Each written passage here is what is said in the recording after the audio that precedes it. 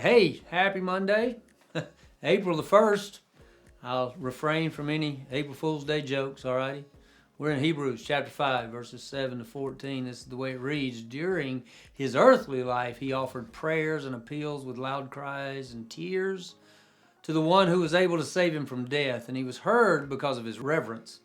Although he was the Son, he learned obedience from what he suffered. After he was perfected, he became the source of eternal salvation for all who obey him. And he was declared by God a high priest according to the order of Melchizedek. We have a great deal to say about this, and it is difficult to explain since you've become too lazy to understand. Although by this time you ought to be teachers, you need someone to teach you the basic principles of God's revelation again. You need milk, not solid food. Now, everyone who lives on milk is inexperienced with the message about righteousness because he is an infant. But solid food is for the mature, for those whose senses have been trained to distinguish between good and evil. Now, this is the Easter message. This is what I actually preached yesterday, and the title of the message is Don't Be a Baby. Happy Easter.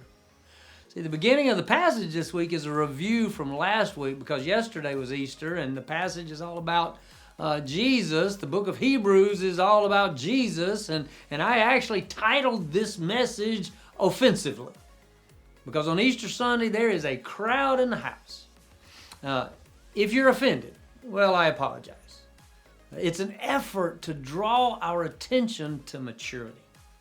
See, God intended for all of us to be strong, mature followers of Jesus, yet we are reminded that when we are not strong, we have a Father who is strong for and in us.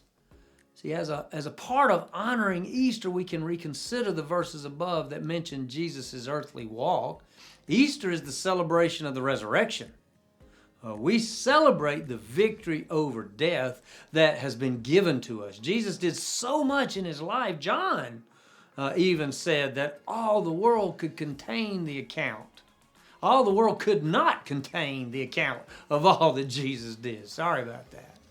See, I hope yours has been a really happy Easter. We'll see again Jesus' earthly life as we consider our response and all that God has done. Remember, Paul tells us to grow up a number of times in his letters. So when I use the words, don't be a baby, that's just meaning that as Christians, we need to grow up from infancy. Happy Easter.